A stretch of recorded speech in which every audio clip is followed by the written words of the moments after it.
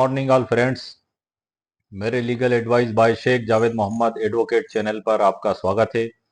आज के हमारे वीडियो का टाइटल है संपत्ति से किसी को बेदखल करने का कानूनी तरीका क्या है और फर्जी नोटिस से कैसे बचें। संपत्ति से बेदखल करने का जो प्रश्न है ये अक्सर सभी लोगों के मन में, एक आम व्यक्ति के मन में भी उत्पन्न होता है। कई बार पिता संतान को संपत्ति से बेदखल करना चाहता है। कई बार पत्नी जो पति के साथ रहती है और उनका आपस में विवाद हो जाता है और वो पत्नी जो है कि पति के मकान में ना रहते हुए ससुर के मकान में रहती है, तो ससुर का भी उनसे व्यवहार नहीं बन पाता है संतान से, और पत्नी उनके बहू से, वो भी उनको घर से निकालना चाहते हैं। तो क्या पत्नी उस मकान में रह सकती है? कई बार पुत्र का आचरण इतना गलत हो जाता है कि परिवार के जो माता पिता वो इतने नाराज हो जाते हैं और वो चाहते हैं कि उनकी जायदाद से बेदखल कर दिया जाए। हिंदू विधि में कैसे बेदखल किया जाएगा, मुस्लिम विधि में कैसे बेदखल किया जाएगा, इस पे मैं एक स्पेशल वीडियो बना चुका हूं जो मेरे चैनल पर अपलोडेड है, आप उसको देख सकते हैं। आज हम उन कानूनी तरीकों के बारे में बात करेंगे। अक्सर लोग क्या सोचते हैं कि उन्होंने वकील साहब से एक नोटिस दिला दिया, चाहे संतान को या किराएदार को या पट्टेदार को, और वो सोचते हैं कि अब बेदखली हो गई, तो ये क्या कानूनी तरीका पर्याप्त होगा? तो ये सर एक शुरुआती चरण है उसका मात्र, लेकिन इससे आगे हमें जो जो कानूनी कार्रवाई करना होगी उसके संबंध में मैं आपको आगे की जानकारी ई बुक के अंदर से दूंगा, जहां मैंने पूरी डिटेल जानकारी सुप्रीम कोर्ट के जजमेंटों के साथ तैयार करके रखी है। इसका पीडीएफ भी मैंने तैयार किया है ई बुक के रूप में। उसकी लिंक इसी वीडियो के नीचे आपको डिस्क्रिप्शन बॉक्स में मैं दे दूंगा, जहां ई बुक डाउनलोड आपको दिखाई देगा। आप उस पर क्लिक करके उसको वहां से परचेज भी कर सकते हैं यदि आपको आवश्यकता महसूस हो। मैं आगे की जानकारी उसी ई बुक के अंदर से दूंगा, ताकि आप उस ई बुक से परिचित भी हो लें और जो हमारे वीडियो का जो टाइटल है उससे उससे संबंधित महत्वपूर्ण जानकारी भी आपको प्राप्त हो सके। तो आइए सर, अब मैं आगे की जानकारी बिना विलंब किए आपको ई बुक के अंदर से प्रदान करता हूँ। आइए सर, जैसा कि आप देख रहे हैं सर कंप्यूटर स्क्रीन पर, ये ई बुक का अध्याय 7 है जिस पर हम शुरुआत में चर्चा करेंगे कि संपत्ति से किसी को बेदखल करने का कानूनी तरीका। बी अवेयर ऑफ फेकी एविकेशन नोटिसेस। ये एक बड़ा ही महत्वपूर्ण टॉपिक है, क्योंकि अक्सर लोगों को ऐसा महसूस होता है कि हम यदि अपनी संतान को या किराएदार को या अवैध कब्जाधारी को बेदखल करें तो हम किस प्रकार से करेंगे। हम आगे बढ़ते हैं सर। इसमें इसमें जो बताया गया है कि आजकल सोशल मीडिया और व्हाट्सएप पर बेदखली पत्र या निष्कासन नोटिस तेजी से वायरल हो रहा है। कई बार लोग सोचते हैं कि अगर उन्होंने किसी को कागज पर बेदखल कर दिया तो वह तुरंत संपत्ति से बाहर हो जाएगा, लेकिन क्या यह भेद है? इसके बारे में नंबर एक चीज जो सबसे प्रथम है, यह देखा जाएगा कि सोशल मीडिया पर वायरल बेदखली पत्र की सच्चाई क्या है। सबसे पहले हम इस पर चर्चा करेंगे कि अक्सर वायरल हुए बेदखली पत्र बिना किसी वैध प्रक्रिया के होते हैं। नंबर एक चीज हो गई सर। नंबर दूसरी है, ऐसे कागजों का कोई कानूनी महत्व नहीं होता जब तक वे प्राकृतिक संपत्ति मालिक द्वारा कानूनी प्रक्रिया से न जारी किए गए हों। नंबर तीसरी स्थिति है, सिर्फ हस्ताक्षर या नोटिस भेजना किसी को संपत्ति से बेदखल करने का अधिकार नहीं देता। तो ये तीनों चीजें आपके सामने स्पष्ट हो गई हैं। जो सोशल मीडिया और व्हाट्सएप पे जो बेदखली के नोटिस दिए जाते हैं तो उनकी कोई कानूनी औपचारिकता मान्यता नहीं होती है जब तक कि वो सिर्फ हस्ताक्षर या नोटिस भेजना किसी को संपत्ति से बेदखल करने का अधिकार नहीं देता, और असल मालिक द्वारा दस्तखत करके और वकील साहब के द्वारा यदि भेजा जाएगा तो ये प्राथमिक चरण माना जाएगा, वरना उसका कोई कानूनी महत्व नहीं होगा। दूसरा है, कानूनी मान्यता किन दस्तावेजों को मिलती है? रजिस्टर्ड नोटिस या चिट्ठी जिसमें साफ लिखा हो कि संपत्ति से निष्कासन किया जा रहा है, कानूनी मान्यता नंबर एक चीज इस स्थिति को मिलती है। दूसरी स्थिति है सर, संपत्ति के मालिक द्वारा अदालत में दाखिल की गई शिकायत या पुनः कब्जा लेने की याचिका। मतलब जब मालिक यदि किराएदार है तो किराएदार के खिलाफ दावा पेश कर देता है विधि अनुसार नोटिस जारी करके एकोमोडेशन एक्ट के तहत, और यदि पिता है या कोई अन्य व्यक्ति अवैध कब्जाधारी है तो वो भी अदालत में स्पेसिफिक रिलीफ एक्ट 1963 की धारा 34 के तहत मुकदमा पेश कर देता है, और अदालत के द्वारा जो आदेश 5 सिविल प्रक्रिया संहिता 1908 के तहत समन जारी किया जाता है, तब यह माना जाएगा कि हम वो विधि अनुसार जारी किया गया नोटिस है। अगला, स्थानीय मुकदमे या पॉक्स पोजेशन नोटिस के तहत दिया गया नोटिस, ये कानूनी रूप से इन दस्तावेजों को मान्यता मिलती है। निष्कासन नोटिस रजिस्ट्रेशन जरूरी है या नहीं, इस पे हम चर्चा कर लेते हैं सर। निष्कासन या बेदखली के नोटिस के लिए रजिस्ट्रेशन जरूरी नहीं होता है। दूसरी चीज है, लेकिन साक्ष्य के लिए नोटिस की लिखित प्रति प्रमाणित डाक द्वारा भेजना या रजिस्टर्ड डाक उपयोगी होती है। क्यों? क्योंकि पोस्ट ऑफिस की रसीद जो वापस लौट कर आती है, जिसे हम एक्नॉलेजमेंट रसीद भी कहते हैं, प्राप्ति अभिस्वीकृति रसीद, उसके दस्तखत होने के बाद वो वापस भेजने वाले को प्राप्त होती है। पोस्ट ऑफिस के द्वारा एक रसीद भी दी जाती है, जिसमें भेजने का दिनांक, तारीख और रसीद संख्या लिखी होती है, और नोटिस की असल प्रति भी आपके पास होती है। ये तीनों जो दस्तावेज हैं, जब आप कोर्ट में दावा लगाते हैं तो ये लिमिटेशन एक्ट 1963 के तहत जो लिमिटेशन काउंट होती है कि 15 दिन पहले नोटिस देना आवश्यक है, किसी में 30 दिन पहले या 6 महीने पहले नोटिस देना आवश्यक है, तो लिमिटेशन सर यहीं से काउंट मानी जाएगी। और ये वैध दस्तावेज कोर्ट में जब आप दावा पेश करेंगे और जब आप गवाह कराएंगे तो उसमें साक्ष्य में एग्जिबिट भी होंगे और प्रदर्शित होकर साक्ष्य में ग्राह्य माने जाएंगे। तो ये एक कानूनी तरीका, और इन दस्तावेजों को आपको पास में संभाल के रखना भी आवश्यक है यदि आप आगे की कार्रवाई करते हैं। उस स्थिति में न्यायालय नोटिस को तभी प्रभावी मानता है जब वह उचित प्रक्रिया से संबंधित हो और पक्षकार को सचेत किया गया। मतलब पहला उसको इंटेंशन ये है कि सामने वाले को सूचना इसमें हो जाना चाहिए। कोर्ट किसे प्रभावी बेदखली मानता है, हम इसमें चर्चा कर रहे हैं सर कोर्ट के बारे में। अब कोर्ट में सिर्फ कागज पर बेदखल करने वाला नोटिस प्रभावी नहीं माना जाता। कोर्ट किसे प्रभावी बेदखल मानता है सर, उस पर हम अब चर्चा कर रहे हैं। दूसरा पॉइंट है, कोर्ट तब मानता है जब कब्जा असल में हटाया गया हो, यानी जब निष्कासित व्यक्ति को भौतिक रूप से संपत्ति से बाहर कर दिया गया हो। तीसरा है पक्षकार, अगर विवाद हो तो कोर्ट कब्जा, दस्तावेज, नोटिस और पक्षकार के व्यवहार के आधार पर फैसला करता है। कोर्ट की मान्यता तभी मिलती है जब कानूनी प्रक्रिया पूरी हो, जैसे कि कब्जा खाली कराना, पुलिस सहायता लेना, कोर्ट की अनुमति से निष्कासन आदि। इसको कुछ सरल उदाहरण मैंने सर आपके लिए तैयार किए समझने के लिए। नंबर 1 उदाहरण है, राम ने अपने बेटे श्याम को व्हाट्सएप पर बेदखली पत्र भेज दिया, लेकिन श्याम ने कोर्ट में दावा किया कि वह संपत्ति में बराबर का हकदार है। कोर्ट ने इस कागज को सिर्फ नोटिस माना और आदेश दिया कि असली कब्जा कौन रखता है, इस पर सुनवाई होगी। इसके बाद राम को कोर्ट के आदेश से कब्जा वापस लेना पड़ा। कई बार ऐसा भी होता है सर कि स्वर्जीय संपत्ति और पैतृक संपत्ति, स्वर्जीय संपत्ति है तो आप उसको बेदखल करने के लिए कानूनी प्रक्रिया अपना सकते हैं, लेकिन पैतृक संपत्ति जिसमें जन्म से हक माना गया, तो उसमें जब जिस प्रॉपर्टी पे उनका जन्म से हक है उस पर आप उन लोगों को बेदखल नहीं कर सकते। इसमें आगे इसमें निष्कर्ष में जो बताया गया है और सुझाव भी है इसमें, यदि किसी संपत्ति से बेदखल करना है तो विधिक सलाह लेकर उचित कोर्ट प्रक्रिया अपनानी चाहिए ताकि बाद में विवाद ना हो। अब इसमें एक बड़ा ही महत्वपूर्ण टॉपिक में आपके लिए ई बुक में शामिल किया है मैंने। यदि किसी पुत्र या अन्य व्यक्ति को नियम पूर्वक संपत्ति से इविकेशन, बेदखल कर दिया गया है, मतलब बेदखल आपने कर दिया उसको, जैसे कि वेद वसीयत, गिफ्ट डीड या रजिस्ट्री द्वारा स्वामित्व हस्तांतरित हो चुका हो। मतलब खाली आपने घर में गुस्से में चिल्लाकर कह दिया कि ये मेरा जो नालायक बेटा है इसको मैं मेरी जायदाद से बेदखल करता हूं, तो ये बेदखली नहीं मानी जाएगी। आपको या तो उस प्रॉपर्टी की रजिस्ट्री करके किसी को बेचना होगा, या दान पत्र देना होगा, या वसीयत के द्वारा बेदखल करना होगा। जब आपने कानूनी प्रक्रिया कर ली और उसके बाद वो फिर दोबारा बलपूर्वक कब्जा कर लेता है, तब आपको क्या कानूनी प्रक्रिया अपनाई जाएगी। इसमें बताया गया है कि फिर भी वह व्यक्ति जबरन संपत्ति पर कब्जा करने की कोशिश करता है तो आप निम्नलिखित कानूनी कार्रवाई कर सकते हैं। नंबर 1 है दीवानी वाद स्थायी निषेधाज्ञा, आदेश 39 नियम 1 सिविल प्रक्रिया संहिता 1908 के तहत। यदि कोई व्यक्ति जबरन कब्जा करने की धमकी दे रहा है या प्रयास कर रहा है तो संपत्ति स्वामी स्थायी निषेधाज्ञा के लिए न्यायालय में वाद दायर कर सकता है कि वो संपत्ति का मालिक है। उसके वेद डॉक्यूमेंट्स प्रूफ, आदेश 7 नियम 14 के सिविल प्रक्रिया संहिता 1908 के तहत वाद पत्र के साथ वो संलग्न करेगा। दस्तावेज सूची के अनुसार प्रथम दृष्टया प्राइमा फेसी मामला साबित करेगा, सुविधा का संतुलन और अपूर्ण क्षति, ये तीनों अस्थायी निषेधाज्ञा के मामले में बड़ी महत्वपूर्ण भूमिका निभाते हैं। यदि ये वादी के द्वारा साबित कर दिए जाते हैं अदालत में साथ में एफिडेविट के साथ समर्थन में, तो ऐसी दशा में वादी को न्यायालय स्थायी निषेधाज्ञा, अस्थायी निषेधाज्ञा प्रदान कर देती है।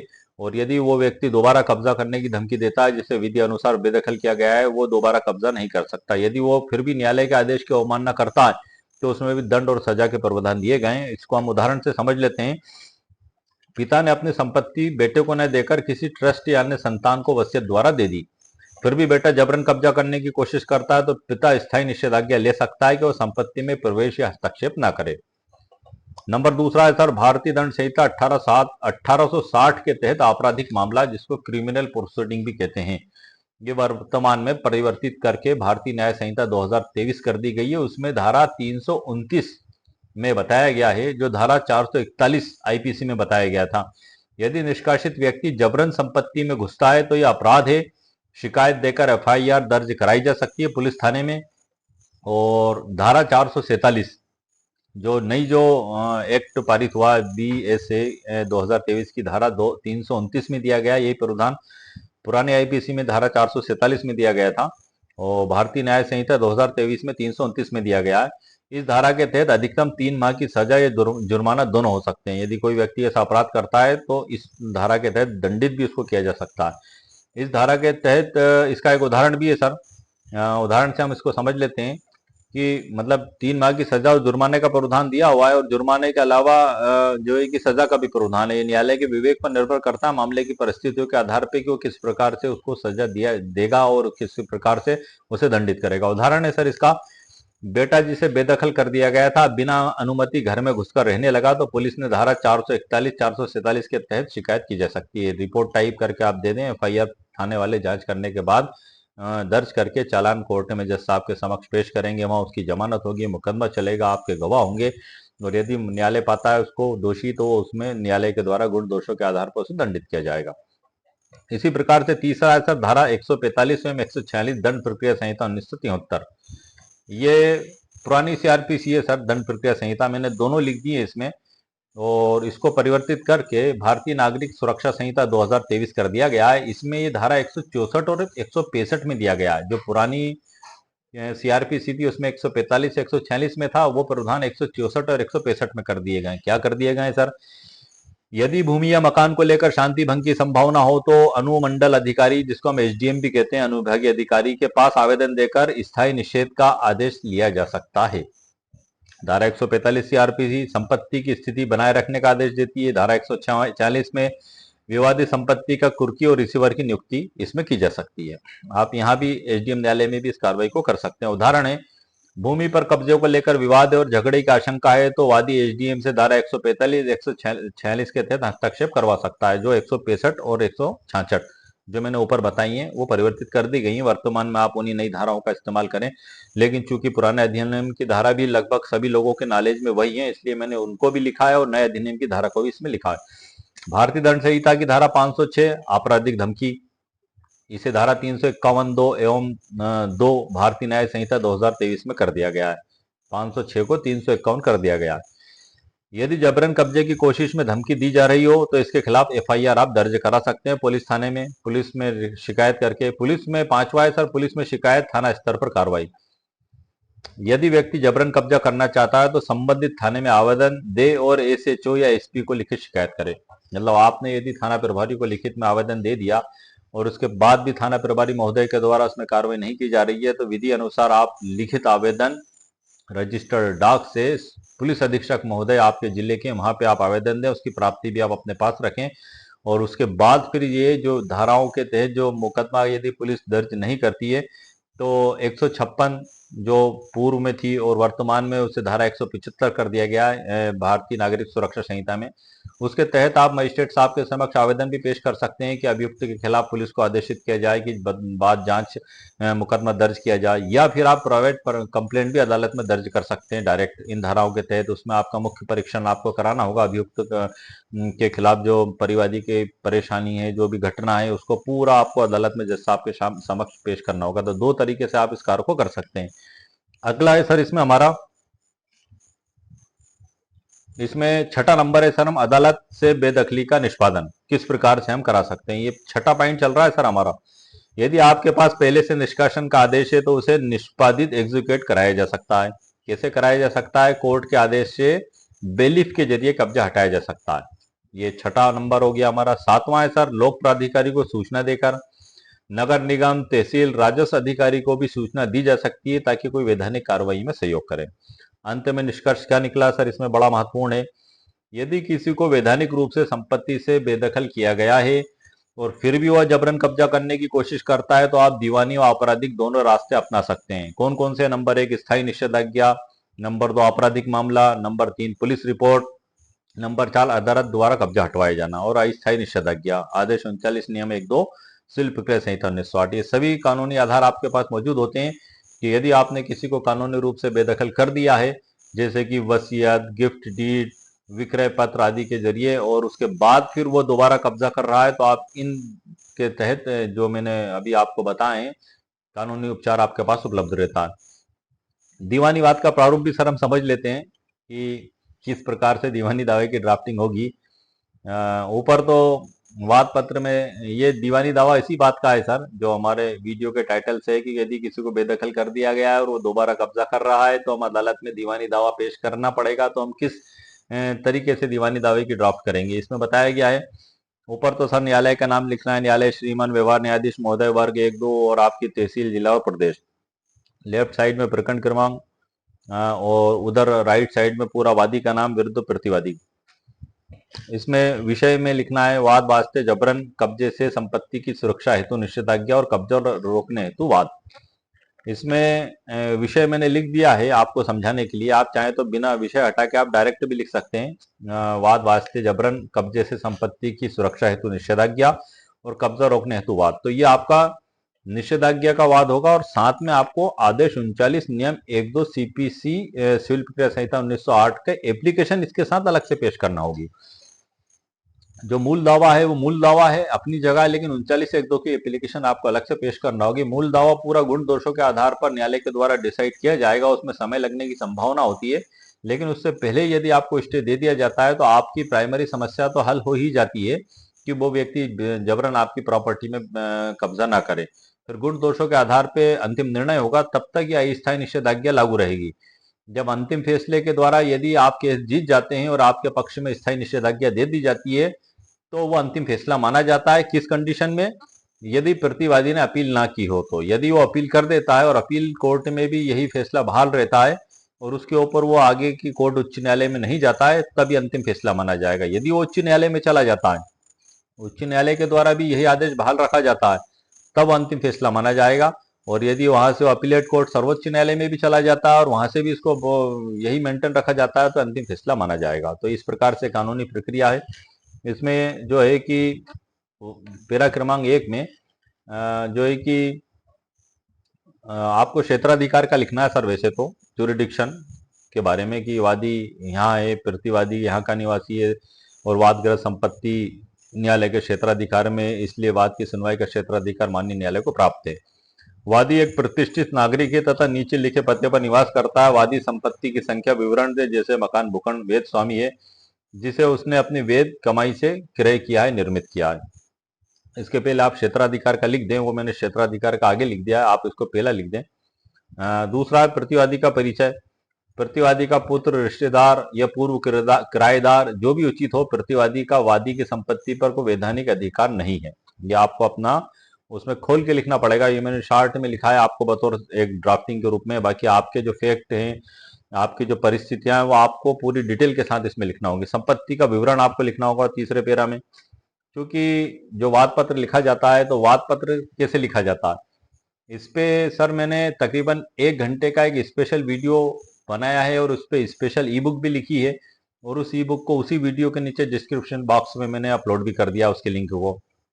वाद पत्र में सर आदेश 6 सिविल प्रक्रिया संहिता 1908 का भी पालन किया जाएगा, आदेश 7 नियम 14 का भी पालन किया जाएगा, और उसमें आदेश 7 नियम 1 का भी पालन किया जाएगा। इन सब पे मैंने डिटेल जानकारी दी है सर, वो वीडियो मेरे चैनल पर अपलोडेड है, आप इसको वहां से देख सकते हैं। और उन्हीं सभी नियमों को फॉलो करते हुए आप वाद पत्र को लिखने की कोशिश करें, और आपके जो हालात और कंडीशन और परिस्थितियां उसको आप उसमें अलग से ऐड कर सकते हैं। ये एक आपको आइडियल प्रारूप मैंने दिया है, लेकिन वो जो मेरा पिछला वीडियो है वाद पत्र कैसे लिखें, उसमें पूरे मैंने वाद पत्र को लिखने की ड्राफ्टिंग, उसमें पूरे आदेश कौन कौन से उसमें उपयोग होंगे और कुछ न्यायालयों के, सर्वोच्च न्यायालयों के जजमेंट आदि सब पर विस्तार से चर्चा की है। वो चैनल पर अपलोडेड है, आप उसको देख सकते हैं। उसकी ई बुक भी वहीं पे मौजूद है सर, डिस्क्रिप्शन बॉक्स में वीडियो के नीचे। नंबर 4 पॉइंट है निष्कासन की वैध प्रक्रिया। वादी ने दिनांकों को विधियत एक वसीयत, गिफ्ट डीड, अनुबंध आबली कानूनी सूचना के माध्यम से प्रतिवादी को संपत्ति से निष्कासित कर दिया था। उसके पश्चात प्रतिवादी का कोई अधिकार शेष नहीं रहा था। यह आपको लिखना है इसमें। 5वां है प्रतिवादी की जबरन कब्जे की कोशिश।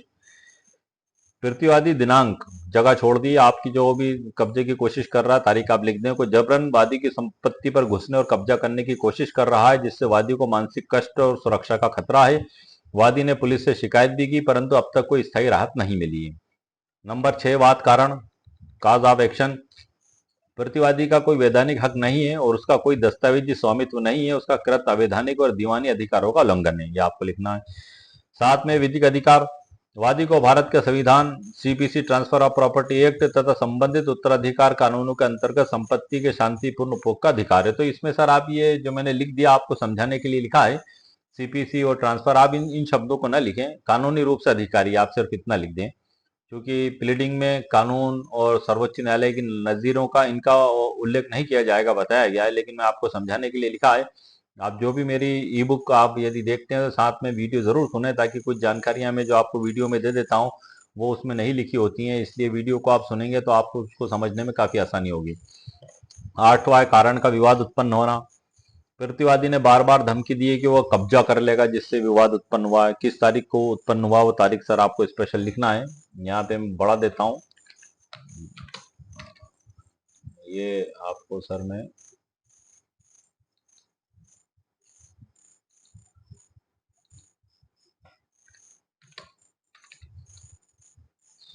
CAUAC cause of ACTIONDATE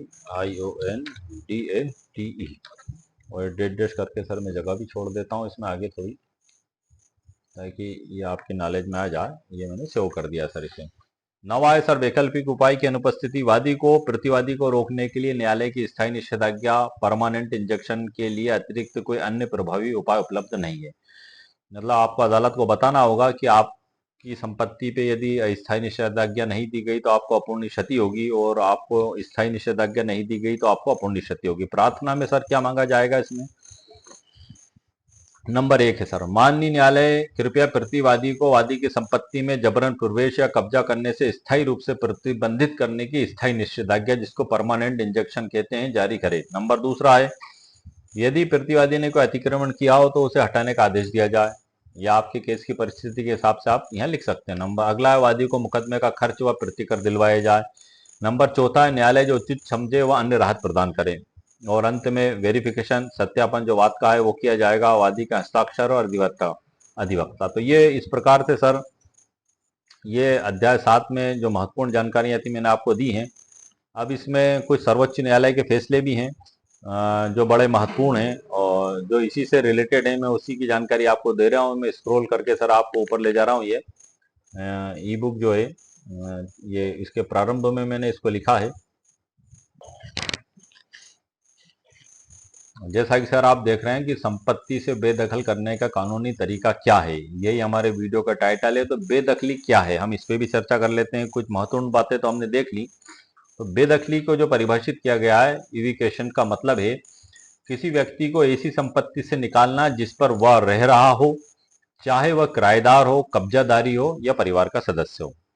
Bharat में किसी को जबरन बेदखल करना कानूनन अपराध है, चाहे संपत्ति मालिक की ही क्यों ना हो। नंबर 2 है सर बेदखली के कानूनी तरीके संपत्ति के प्रकार के अनुसार। नंबर ए हम देख लेते हैं, किराएदार को बेदखल करना। धारा 106 ट्रांसफर ऑफ प्रॉपर्टी एक्ट जो 1882 की धारा 106 है, यदि कोई लिखित अनुबंध या स्थानीय प्रथा नहीं है, ऐसी दशा में रिहायशी किराएदार है तो उसको मासिक पट्टा माना जाएगा और 15 दिन पूर्व उसको नोटिस देना आवश्यक है। व्यवसायिक या कृषि भूमि है तो उसको वार्षिक पट्टे के रूप में देखा जाएगा और 6 माह पूर्व उसको नोटिस देना जरूरी बताया गया है। ये उसमें लिखा हुआ है जो टीपी एक्ट है, ये आप देख रहे हैं, संपत्ति अंतरण अधिनियम, इसकी धारा 106 है ये 1882 की। कानूनी प्रक्रिया क्या होगी सर इसमें? किराए की अवधि समाप्त करें कॉन्ट्रैक्ट या नोटिस द्वारा। दूसरा, लिखित नोटिस दें रजिस्टर्ड पोस्ट या स्पीड पोस्ट के द्वारा, जो गवर्नमेंट की है, आप समझते हैं, रजिस्टर्ड डाक पोस्ट ऑफिस। तीसरा, यदि किराएदार ना हटे तो सिविल कोर्ट में बेदखली व बकाया किराया वसूली का मुकदमा आपको पेश करना। ये इसकी कानूनी प्रक्रिया है सर। कोर्ट के आदेश के बाद निष्पादन याचिका दाखिल करें। यदि कोर्ट का आदेश आपके पक्ष में हो जाता है और आप केस जीत जाते हैं तो आदेश 21 रूल 11 सिविल प्रक्रिया संहिता 1908 के तहत उस आदेश के एग्जीक्यूशन के लिए इजरा पेश की जाती है। उसमें फिर न्यायालय नोटिस जारी करता है और आदेशित करता है और विधि अनुसार उसका कब्जा हटा के आपको कब्जा उसमें दिलाया जाता है। या यदि उसके द्वारा अपील कर दी गई है, अपील अवधि के बाद ही आपको पेश करना होगी आदेश 21 नियम 11 सिविल प्रक्रिया संहिता 1960 के तहत। यदि अपील पेश कर दी होगी तो फिर आपको रुकना होगा और जहां भी वो अंतिम फैसला हो गया तो आप उसका एग्जीक्यूशन करवा सकते हैं। इसमें और यदि उसने अपील कर भी दी है और यदि उसको किसी भी प्रकार का स्टे नहीं मिला है तो वो इसी स्थिति में भी जो है कि ये माना जाएगा कि वो एक अवैध कब्जाधारी है और आप उसको बेदखली की कार्रवाई उसके विरुद्ध आप कर सकते हैं। इसमें एम.सी. चोकालिंगम विरुद्ध मांगीलाल AIR 1969 SC 387 एक महत्वपूर्ण फैसला है जिसमें बताया गया है कि उचित और स्पष्ट नोटिस के बिना किराएदार को हटाना गैर कानूनी है। इसी प्रकार से परिवार के सदस्य को बेदखल करना, बेटा, बहू और भाई, यदि संपत्ति स्वीअर्जित जिसे हम सेल्फ एक्वायर्ड कहते हैं तो मालिक को पूरा अधिकार है किसी को निकालने का सेल्फ एक्वायर्ड प्रॉपर्टी में। डोमेस्टिक वायलेंस एक्ट 2005 की धारा 17(1) महिला को पति के घर में निवास का अधिकार है लेकिन स्वीअर्जित संपत्ति में नहीं यदि नाम पति का ना हो। मतलब पति के नाम की संपत्ति में तो वो रह सकती है लेकिन यदि सास, ससुर, पिता या परिवार के अन्य सदस्यों के नाम से संपत्ति है तो महिला उसमें रहने का अधिकार और दावा नहीं जता सकती। Protection of senior citizens act 2007 इसके बारे में बताया गया है। वरिष्ठ नागरिक अपने बेटे बहू को बिना किराया दिए रहने पर निकाल सकते हैं। इसका एक महत्वपूर्ण एक केस भी है सर, AR बत्रा विरुद्ध तरुण बत्रा 2007 3ACC 169। महिला ससुराल में केवल उसी मकान में रह सकती है जो पति की संपत्ति हो। यदि मकान पति के माता पिता का है तो वे उसे निकाल सकते हैं। ये इस जजमेंट में बताया गया, भारत के सर्वोच्च न्यायालय का है सर ये। और इसमें जो जजमेंट का ही मैंने मिसाल विश्लेषण भी इसमें से मैंने लिखा है कि उच्च न्यायालय ने क्या बताया और सर्वोच्च न्यायालय के द्वारा क्या बताया गया है। मैं उसको पढ़ के बता देता हूं। उच्च न्यायालय के विद्वान एकल न्यायाधीश ने विवादित निर्णय में माना कि विचाराधीन संपत्ति की दूसरी मंजिल श्रीमती तरुण बत्रा का वैवाहिक घर था। यह उच्च न्यायालय ने माना है। उन्होंने आगे कहा कि भले ही उनके पति अमित बत्रा गाजियाबाद चले गए हों लेकिन गाजियाबाद श्रीमती तरुणा बत्रा का वैवाहिक घर नहीं बन जाएगा। विद्वान न्यायाधीश का मानना था कि पति द्वारा केवल निवास स्थान बदलने से वैवाहिक घर अशोक विहार से स्थानांतरित नहीं होगा, खासकर तब जब पति ने अपनी पत्नी के खिलाफ तलाक की याचिका दायर की हो। इस तर्क के आधार पर उच्च न्यायालय के विद्वान न्यायाधीश ने माना कि श्रीमती तरुण बत्रा B135 अशोक विहार फेज 2 दिल्ली की दूसरी मंजिल पर रहना जारी रखने की हकदार है क्योंकि यह उनका वैवाहिक घर है। ये उच्च न्यायालय ने माना है। सर्वोच्च न्यायालय के द्वारा इसमें क्या बताया गया है सर, वो भी बता देता हूँ। जैसा कि इस न्यायालय ने B.R. मेहता बनाम आत्मा देवी एवं अन्य 1987 4ACC 183 में बताया है। इसी प्रकरण में जब इंग्लैंड में वैवाहिक घर पर पति पत्नी के अधिकार वैवाहिक घर अधिनियम 1967 द्वारा शासित होते हैं, भारत में ऐसा कोई अधिकार मौजूद नहीं है। एक तो ये इस जजमेंट का हवाला देके इसमें बताया गया है और इसी निर्णय में यह भी कहा गया है कि ऐसा हो सकता है कि स्थिति में परिवर्तन होने तथा जटिल समस्याएं उत्पन्न होने के कारण विवाह टूटने की स्थिति में पति या पत्नी के बीच तनावपूर्ण संबंधों की स्थिति में पति या पत्नी को वास्तविक वैवाहिक घर में अधिकार देने का समय आ गया हो। लेकिन आगे क्या कहा गया है, जहां विचाराधीन मकान, मतलब ये जो प्रकरण जिसका मैंने आपको हवाला दिया उसके बारे में ये बताया गया है, जहां विचाराधीन मकान श्रीमती तरुण बत्रा की सास का है और यह उनके पति अमित बत्रा का नहीं है, इसलिए श्रीमती तरुण बत्रा उक्त मकान में रहने का कोई अधिकार नहीं मांग सकती। तो ये इसमें सर कानूनी विश्लेषण किया गया है। हम आगे इसमें देख लेते हैं। अवैध कब्जा C है सर इसमें जो हमारा टॉपिक चल रहा है उसका। यदि कोई व्यक्ति बिना अनुबंध या अनुमति के जमीन या मकान पर कब्जा कर ले, जैसे कि पड़ोसी काश्तकार ने बख्खर जबरदस्ती चला दी, डंडे के जोर पे लठ लेके आया कि कोई भी अगर आया तो मैं जान से मार दूंगा, सिर फोड़ दूंगा उसका, और बख्खर चला दी और जबरिया घुस गया केस। अब ऐसे में आप क्या करेंगे? मकान में कुछ गुंडे किस्म के लोग, जब आप कहीं बाहर गए थे, ताला तोड़ा और कब्जा कर लिया और अंदर बंदूकें और तलवार लेकर बैठ गए कि कोई आए तो हम जान से मार देंगे। एक शरीफ आदमी, एक सज्जन आदमी क्या करेगा सर ऐसी स्थिति में? ऐसी बहुत सी जगह ऐसे हालात बन जाते हैं। तो उसी के बारे में मैं आपको बता रहा हूँ। यदि कोई व्यक्ति बिना अनुबंध या अनुमति के जमीन या मकान पर कब्जा कर ले, आप सीधे पुलिस में शिकायत करें सबसे पहले तो आप लिखित में, क्योंकि यह सिविल प्रकृति का है और उन्होंने फौजदारी जबरन कराया कब्जा। तो मैंने जो अभी आपको ऊपर जो धाराएं बताई हैं इसी वीडियो में, जो अभी जस्ट पहले जो धाराएं बताई हैं 447, 441, जो 165, 166, आप उसके तहत भी आप FIR दर्ज करवा सकते हैं। आपको सिविल कोर्ट में दावा दाखिल करना होगा, suit for possession and mandatory injection, और धारा 5 और 6। धारा 5 मतलब ये जो अवैध कब्जा किया गया है सर दादागिरी और गुंडागिर्दी के साथ, तो इसमें आपको सबसे प्राथमिक उपचार फौजदारी के मैटर में पुलिस थाने का ही होगा। पुलिस के द्वारा उसमें जांच की जाएगी, उनको गिरफ्तार किया जाएगा, उनके खिलाफ FIR दर्ज की जाएगी और चालान पेश किया जाएगा कोर्ट में। और जरूरी नहीं है कि जज साहब उनकी जमानत ले ही लें। यदि वो अपराध में वास्तव में दोषी पाए जाते हैं तो उन्हें जेल भी भेज दिया जाता है और फिर मुकदमा आगे चलता है। कई बार इसमें अंत में गुण दोषों के आधार पर जज साहब के द्वारा फैसला किया जाता है। तो ये भी एक जबरदस्त कानूनी प्रावधान है कि आप सबसे पहले पुलिस थाने में जाएं, रिपोर्ट दर्ज करें, उसके बाद फिर आप दीवानी मुकदमा आप लगाएं। इसमें धारा स्पेसिफिक रिलीफ एक्ट 1963 की धारा 5 और 6 पे भी सर मैं थोड़ा बता दूं। धारा 5 वैध मालिक का कब्जा वापस पा सकता है वैध मालिक। धारा 6 में यदि कोई व्यक्ति किसी को जबरन निकालता है तो निकाला गया व्यक्ति कोर्ट से सहायता ले सकता है, भले ही वो मालिक ना हो। मतलब दोनों के पक्ष में है ये। लेकिन यदि किसी के रहवासी मकान पे बलपूर्वक ही कब्जा कर लिया गया, वो स्थिति सर अलग हो जाती है। एक प्रकरण है इसमें कृष्ण राम महले विरुद्ध शोभा विकांत राव 1989 IR 2097। बिना कानूनी प्रक्रिया अपनाए जबरन निकाला जाना आर्टिकल 21 जीवन के अधिकार का उल्लंघन है। भारतीय संविधान के अनुच्छेद 21 के अंदर बताया गया है कि बिना कानूनी प्रक्रिया के तहत आप किसी को नहीं निकाल सकते। आपका मकान है, आप सालों से रह रहे हैं, कोई भी जबरदस्ती आपके मकान पर कब्जा नहीं कर सकता। खेती आपकी है, सालों से आपका कब्जा है, आप फसल बो रहे हैं, फसल लाभ ले रहे हैं, अचानक कई साल बाद 15-20 साल बाद पड़ोसी काश्तकार आता है और लट के बल पे उस पर कब्जा कर लेता है। तो ये सब गैर कानूनी बताया गया धारा 21 संविधान के अनुच्छेद के तहत। यदि वो कोई आधार रखता है तो ये जहालियत भरत तरीका वो नहीं अपनाएगा सर। कानून ये कहता है कि वो विधि अनुसार दावा लगाए और अपना अधिकार अदालत में साबित करे और कोर्ट के जरिए विधि अनुसार कब्जा प्राप्त करे। किसी भी व्यक्ति को किसी उसकी मालकाना हक की संपत्ति से विधि विरुद्ध तरीके से बेदखल नहीं किया जा सकता। ये एक जबरदस्त सुरक्षा प्रदान की गई है भारत के हर नागरिक के लिए कि हर नागरिक सुरक्षित महसूस करे, भय मुक्त महसूस करे कि वो उसने रजिस्ट्री से संपत्ति खरीदी तो उसका मालिक है, क्योंकि रजिस्ट्रेशन एक्ट 1908 की धारा 17 के तहत उसने रजिस्ट्री करवाई है। यदि वो पैतृक संपत्ति है तो वो ऊपर से उसको प्राप्त हो रही है, तो दोनों तरीके से उसको सुरक्षा प्रदान होगी और भय मुक्त वो जीवन जिएगा। ये इसमें प्रावधान बताए गए हैं। इसमें तीसरा है फर्जी बेदखली नोटिस से कैसे बचें। डराने चमकाने का नोटिस दे दिया, मालिक आप हैं ही, पैतृक संपत्ति है, वर्षों से आपका कब्जा है, जबरदस्ती कोई डराने आ गया आपको। अब आपको डरना थोड़ी है सर वो फर्जी है कि असली है, आपको ये देखना होगा। मैं वही जानकारी दे रहा हूँ फर्जी नोटिस क्या होते हैं। जो किसी वकील का मन ग्रहण लेटर हेड पर हो, मतलब वकील साहब है ही नहीं कोई उस नाम के, और झूठा उसमें एफिडेविट वो लेटर हेड बना के आपको दे दिया डराने चमकाने के लिए, तो डरने चमकने की जरूरत नहीं है सर उसमें, आप उसकी जांच कर लें।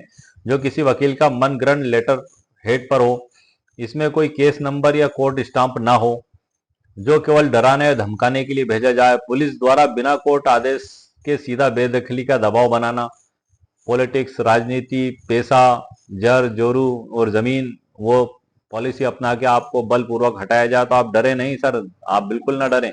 आप अपनी जगह अडिग रहें और जो कानूनी आधार बताए गए उसके आधार पर आप कार्रवाई करें। सावधानी क्या बरतना है सर आपको, कोई भी नोटिस आदेश तभी वैध होता है जब कोर्ट द्वारा पारित हो। दूसरा, कोर्ट का सम्मन या आदेश निष्पादन वारंट देखे बिना घर खाली ना करें। मतलब ऐसा नहीं है कि वो एक फर्जी लेटर हेड लेके आ गए और 10 गुंडों को लेके आ गया हो कि ये नोटिस है और घर खाली करो। नो सर, जब तक कि आदेश 5 सिविल प्रक्रिया संहिता 1908 के तहत कोर्ट के द्वारा आपके नाम से नोटिस जारी नहीं किया जाए, और सिर्फ नोटिस से ही आपको घर खाली नहीं करना है, मकान या जमीन खाली नहीं करना है, उसके बाद आपको कोर्ट में उपस्थित होना है। उसमें आपको 30 दिन का समय दिया जाएगा, लिखित आपसे जवाब मांगा जाएगा, वहां आप अपनी बात साबित करें, आपका उत्तर दें, आप उनके दावे को खारिज कराएं। आदेश 6 के तहत आप काउंटर क्लेम भी पेश कर सकते हैं। आपके पास जो मालिकाना हक के दस्तावेज है कोर्ट में पेश करें, सिर्फ उस नोटिस से ही आप ना डरें सर। अभी तो लड़ाई आपको पूरी लड़ना है, गुण दोषों के आधार पर जज साहब के द्वारा फैसला किया जाएगा उसमें अंत में। इसलिए आप इस प्रकार के फर्जी नोटिस, फर्जी गुंडागिर्दी, फर्जी दबाव से आप बिल्कुल न डरें। अक्सर सीधे साधे लोगों को डराने धमकाने के लिए इस प्रकार की चालें गुंडे और बदमाश प्रवृत्ति के लोगों के द्वारा की जाती हैं, भूमाफियाओं के द्वारा की जाती हैं कि वो 20-25 लोग आ गए लठ डंडे फरसी और बंदूक लेकर और एक फर्जी नोटिस दे दिया कि ये देखो ये नोटिस है और मकान खाली करो। तो सर आपको डरने की जरूरत नहीं है। आप अपना पेशेंस बनाए रखें और उसमें कानूनी आप कार्रवाई करें और उसमें आपको जीत और सफलता जरूर मिलेगी। सच की जीत उसमें होती है। सच कुछ समय के लिए परेशान हो सकता है लेकिन कभी हार नहीं सकता। जीत अंत में सत्य की ही होती है। आगे बढ़ते हैं सर हम। सावधानी, कोई भी नोटिस या आदेश आदेश तभी वैध होता है जब कोर्ट द्वारा पारित। तो आप जांच कर लें उसमें कोर्ट में जज साहब की सील है या नहीं। और यदि कोई लोग फर्जी सील भी बना लाते हैं तो उस नोटिस को लेकर आप कोर्ट में जाएं। उसी कोर्ट में आप जाएं, उस कोर्ट में बाबूजी भी टेबल पर बैठे रहते हैं। आप सीधे जज साहब के समक्ष भी इसको रख सकते हैं, किसी वकील साहब को आप करके कि साहब ये फर्जी नोटिस है। यदि वो वास्तव में सच्चा नोटिस है तो उस पर प्रकरण क्रमांक वगैरह सब लिखा होगा जो कोर्ट में भी दर्ज होगा। आप ऑनलाइन जो ई कोर्ट्स है उसकी साइट पर भी आप उसको देख सकते हैं। कोर्ट में जाके भी तफ्तीश कर सकते हैं कि नोटिस वास्तव में असली है या फर्जी है। तो इस प्रकार फर्जी नोटिस से आप न डरें। कोर्ट का समन या आदेश या निष्पादन वारंट देखे बिना घर खाली न करें। किसी भी नोटिस को कानूनी विशेषज्ञ से वैधता जांचें। पुलिस एक्शन केवल कोर्ट ऑर्डर के बाद ही मान्य होता है। मतलब यदि कोई व्यक्ति केस जीत जाता है और वो एग्जीक्यूशन आदेश 21 नियम 11 के तहत पेश करता है तब वो पुलिस की सहायता लेता है। ऐसे प्रारंभ में नहीं है कि सर कोई व्यक्ति ने नोटिस और पुलिस और 5 लोगों को लेकर आ गया आप खाली करो, जबकि वास्तविक मालिक आप ही हैं। उसका कोई अधिकार नहीं है, उसके उसके पास कोई डॉक्यूमेंट्स नहीं है। वो सिर्फ पॉलिटिकल पकड़ रखता है, पैसों की ताकत रखता है, गुंडों की ताकत रखता है। उसके बल पे आपको धमकाना चमकाना चाहता है। तो आप सब्र के साथ आप कार्य करें, हिकमत से काम लें, इल्म से काम लें, सब्र से काम लें और उसके खिलाफ कानूनी कार्रवाई आप बरकरार रखें और अपनी लाइफ को भी आप सुरक्षित रखें ऐसे गुंडे बदमाशों से। होशियारी रखें, जागरूक रखें। आप उनके किसी भी प्रकार के प्रलोभन में ना आए, उनके डराने धमकाने में ना आए और सचेतता से कार्य करें और अपनी लाइफ को सुरक्षित रखते हुए सर आप कार्य करें। आप आने जाने का भी ध्यान रखें इधर उधर, क्योंकि जब इस प्रकार के मामले पैदा हो जाते हैं तो आपको अपने जीवन की सुरक्षा, आपका आने जाने का समय, आपका उठने बैठने का समय, आपकी दिनचर्या आप उस समय अवधि के लिए बदल दें। क्योंकि हो सकता है वो आपको रेकी करके किसी भी प्रकार से नुकसान पहुंचाना चाहें। यदि अरबों खरबों और करोड़ों की प्रॉपर्टी का मामला है सर, तो कई बार ऐसा भी होता है कि गुंडे बदमाश किस्म के लोग आपको किसी भी एक्सीडेंट में आपको मारना चाहते हैं ताकि वो उनके ऊपर भी बात ना आए और आपकी मृत्यु भी हो जाए और वो पूरी प्रॉपर्टी उनको फ्री में मिल जाए। तो आप पूरा ध्यान रखें, आपके आने जाने का समय, उठने बैठने का समय, मिलने का समय इतना बदल दें और इतना गोपनीय रखें कि किसी को भी कानोकार खबर ना हो। और आप पूरी होशियारी और सचेतता से उस समय तक रहें जब तक ये मामला पूरी तरीके से निपट नहीं जाता है। हम आगे बढ़ते हैं सर। इसमें केस है इसमें सर के वर्मा विरुद्ध यूनियन ऑफ इंडिया AER 1954 का। किसी व्यक्ति को बिना वैध प्रक्रिया के संपत्ति से निकालना नियम विरुद्ध एवं असंवैधानिक बताया गया है। बॉम्बे उच्च न्यायालय का भी एक मामला है के वर्मा का यही। इसमें बताया है सर कि के वर्मा एवं अन्य बनाम भारत संघ एवं अन्य AER 1954 सभी 44 में इलाहाबाद उच्च न्यायालय ने इस मुद्दे पर विचार किया कि क्या विचार किया सर कि क्या किसी किराएदार को जिसकी किराएदारी समाप्त हो गई है लेकिन जो परिसर पर कब्जा बनाए हुए सरकारी परिसर बेदखली अधिनियम 1950 के तहत अनाधिकृत कब्जे में माना जा सकता है। न्यायालय ने माना कि किराएदारी समाप्त होने के बाद भी किराएदार का कब्जा जारी रहना अनाधिकृत कब्जा नहीं माना जाता यदि कब्जा वैध था और कानून द्वारा संरक्षित था। मतलब वो विधि अनुसार अगर है तो उसको अवैध कब्जाधारी नहीं माना जाएगा, लेकिन वो समयावधि समाप्त हो गई किराए की तो आप विधि अनुसार उसको कब्जे से बेदखल करने की कार्रवाई कर सकते हैं। उदाहरण के रूप में हम समझ लेते हैं, राजकुमार ने अपनी रिहायशी संपत्ति किराए पर दी। 11 महीने का अनुबंध समाप्त होने के बाद किराएदार नहीं निकला। राजकुमार ने धारा 106 के तहत 15 दिन का नोटिस भेजा, फिर सिविल कोर्ट में इविक्शन सूट फाइल किया। कोर्ट ने सुनवाई के बाद आदेश पारित किया। एग्जीक्यूशन पिटीशन के तहत पुलिस की मदद से किराएदार को हटाया गया। ये इसका कानूनी तरीका है सर, जो मैंने आपको उदाहरण बताया है। इसका जो निष्कर्ष है वो बड़ा महत्वपूर्ण है सर, इसको हम समझ लेते हैं कि कोई भी व्यक्ति चाहे मालिक हो किसी को भी जबरन या बिना अदालत के आदेश के बेदखल नहीं कर सकता। नंबर 1 हो गया। नंबर दूसरा है सर, फर्जी नोटिसों से सावधान रहें।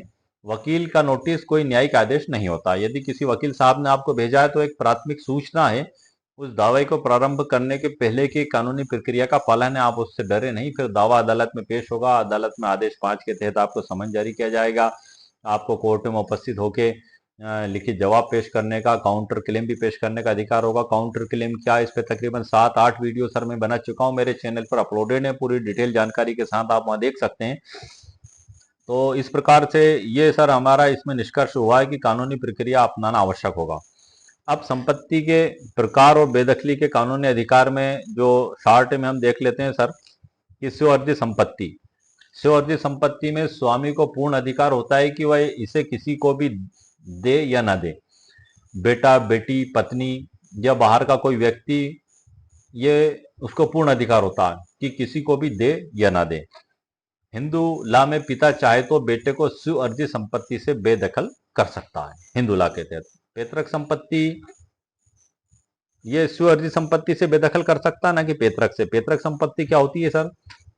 ऐसी संपत्ति जो 4 पीढ़ियों तक बिना बंटवारे के पारिवारिक रूप में चली आ रही हो। उदाहरण परदादा, दादा, पिता, पुत्र। उदाहरण, यदि दादा की संपत्ति का बंटवारा नहीं हुआ और वह पिता को मिली है तो पुत्र को जन्म से ही उसमें हिस्सा मिल जाता है। तो सक्सेशन एक्ट 1956 की धारा 6 के अनुसार बेटा बेटी को पैतृक संपत्ति में जन्म से अधिकार दिया गया, इसलिए पिता चाहे तो भी संतान को पैतृक संपत्ति से बेदखल नहीं कर सकता। सुअर्जित संपत्ति से कर सकता है, पैतृक संपत्ति से नहीं कर सकता है। डिसऑन करने का कोई कानूनी अर्थ क्या होगा? एक डिसऑन शब्द भी सर काफी प्रचलन में। डिसऑन का अर्थ क्या होता है? संतान को यह कहकर संपत्ति से बाहर कर देना है कि वह परिवार का हिस्सा नहीं है या उसे कोई हक नहीं है, मौखिक रूप से कह देना। तो इसका कोई कानूनी महत्व नहीं है सर। क्या डिसऑन कानूनी रूप से मान्य? क्रॉस लगा हुआ इसमें, आप देख लें ई बुक में। नहीं, भारतीय कानून में डिसऑन शब्द का कोई कानूनी मूल्य नहीं है। अगर संपत्ति सुअर्जित है तो डिसऑन करना सिर्फ एक इच्छा का बयान होता है, लेकिन इसे रजिस्टर्ड विल या गिफ्ट डीड द्वारा लागू करना होगा, तब वो कानूनी रूप प्राप्त कर पाएगा। मौखिक कहने से कोई कानूनी रूप उसको प्राप्त नहीं होगा। अगर पैतृक संपत्ति है तो डिसऑन कर देना सिर्फ भावनात्मक कार्य है, इससे कानूनी हक नहीं छीनते हैं। ये बिल्कुल क्लियर और स्पष्ट बात है सर। क्या भारत में किसी कानून में डिसऑन शब्द की मान्यता है? नहीं। भारतीय कानून में जैसे कि Hindu succession act 1956, Muslim personal law, Indian succession act 1925, maintenance and welfare of parents and senior citizen act 2007, इनमें डिसऑन को किसी कानूनी प्रभावशाली शब्द के रूप में नहीं माना गया है। यह सिर्फ एक मौखिक घोषणा है जो घोषणा बनकर रह जाती है जब तक आप इसको कानूनी रूप से अप्लाई नहीं करते हैं। अदालतें किस आधार पर बेदखली के दावे को स्वीकार करती हैं, इस पर भी सर हम चर्चा कर लेते हैं। इसमें कोर्ट में निम्नलिखित स्थिति में बेदखली को मान्यता दी गई है। कौन कौन सी स्थितियां हैं सर? उसमें नंबर 1 है, यदि संपत्ति सुअर्जित है और मालिक ने वसीयत या गिफ्ट डीड द्वारा उसे किसी को दे दिया है तो कोर्ट उसको बराबर मान्य करेगी। दूसरा है, अगर पुत्र माता पिता को मानसिक या शारीरिक रूप से प्रताड़ित करता है तो maintenance and welfare of parents and senior citizen act 2007 की धारा 23 के तहत माता पिता अपनी संपत्ति वापस ले सकते हैं। नंबर तीसरी स्थिति है, अगर फैमिली सेटलमेंट या रजिस्टर्ड पार्टीशन पहले ही हुआ हो और कोई जबरदस्ती कब्जा कर ले, तब ऐसी स्थिति में उसको बेकब्जा किया जा सकता है। 5वां है सर, संपत्ति पर अधिकार का निर्धारण कैसे होगा? ये इसमें बताया गया है कि सुअर्जित संपत्ति एक अलग होती है और वसीयत या हिबा कोई कानूनी दस्तावेज यदि मौजूद हो तो उससे अधिकार उत्पन्न होगा। पैतृक संपत्ति में जैसे कि सुनीता शर्मा विरुद्ध राकेश 2020 का एक ऐतिहासिक फैसला है, जिसमें हिंदू उत्तराधिकार अधिनियम 1956 में संशोधन किए गए 2005 में कि बेटे के समान ही बेटी को भी सहदायिक मान लिया गया है और जिस तरीके से बेटे को जन्म से संपत्ति में अधिकार है उसी प्रकार से बेटियों को भी अधिकार प्राप्त हो चुका है। तो इसमें ये बताया गया है कि अध्याय 2 में सर, क्या हिंदू पिता बेटे को बेदखल कर सकता है? ये मैंने सर आपको बता ही दिया है ऊपर 2 उदाहरणों के साथ। पुत्र और पुत्री दोनों को पैतृक संपत्ति में जन्म से अधिकार होता है। विनीता शर्मा का जजमेंट भी है सर इसमें, विनीता शर्मा विरुद्ध राकेश शर्मा। इसमें बताया गया है कि सुप्रीम कोर्ट का निर्णय है कि बेटे को भी बेटे के बराबर हक है, भले ही पिता की मृत्यु 2005 से पहले हुई हो, यदि बंटवारा नहीं हुआ हो। सुअर्जित संपत्ति, क्या पिता पूरी तरह स्वतंत्र है सुअर्जित संपत्ति में? हाँ, सुअर्जित संपत्ति पर पिता को पूर्ण स्वतंत्रता प्राप्त है किसी भी प्रकार के ट्रांसफर करने की।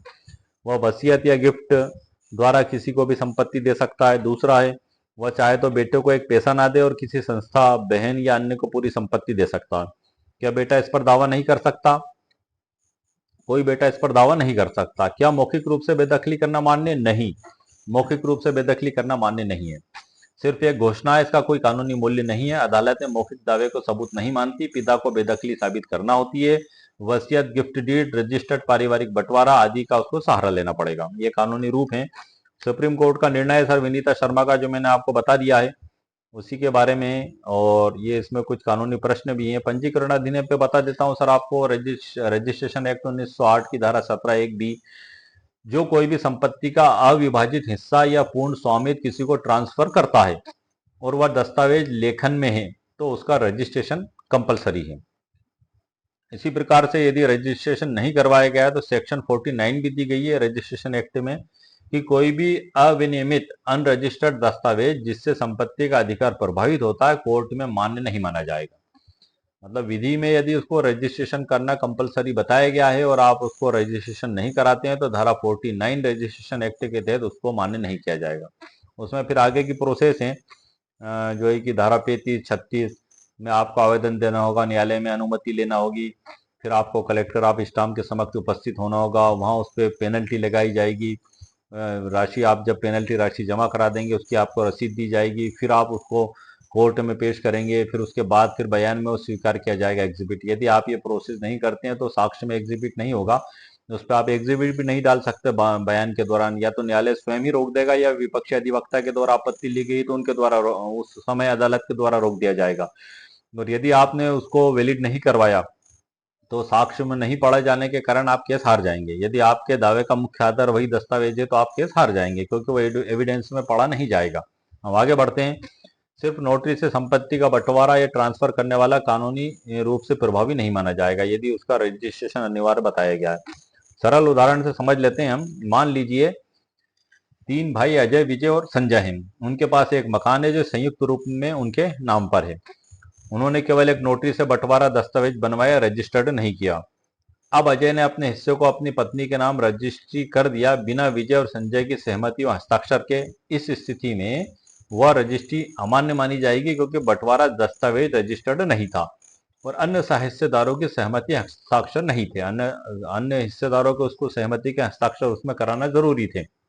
यदि विजय और संजय कोर्ट में चुनौती देते हैं तो कोर्ट इस रजिस्ट्री को रद्द कर सकता है। अब इसमें सर एक आपसी सहमति भी देखी जाएगी। यदि उन्होंने चुनौती दे दी है और उन्होंने वकील साहब से नोटरी भी करवा लिया है तो उससे ये बात तो प्राइमा फेसी साबित होगी कि आपसी सहमति से किया गया है।